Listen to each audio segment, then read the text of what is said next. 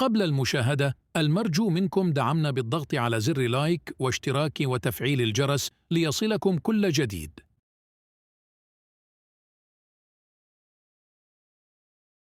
السلام عليكم.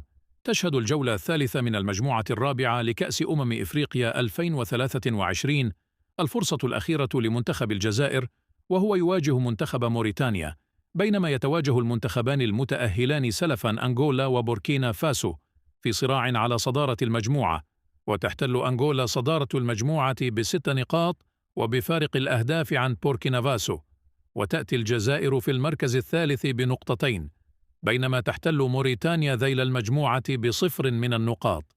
تنطلق صافرة بداية المباراتان بداية من الساعة 9 مساء بتوقيت المغرب وتونس والجزائر، الساعة 10 مساء بتوقيت القاهرة، والساعة 11 مساء بتوقيت السعودية. وسيتم بث مباراة الجزائر وأنغولا على قناة بي إن أفكون 1 بتعليق محمد بركات، بينما سيتم نقل أحداث مباراة أنغولا وبوركينا فاسو على قناة بي إن أفكون 2 بتعليق عادل خلو.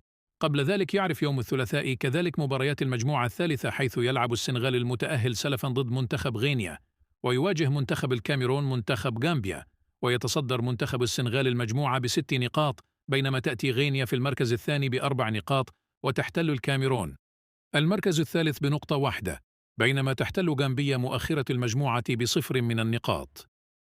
وتبدأ المباراتان على الساعة 6 بتوقيت المغرب وتونس والجزائر، الساعة 7 بتوقيت القاهرة، والساعة 8 بتوقيت السعودية.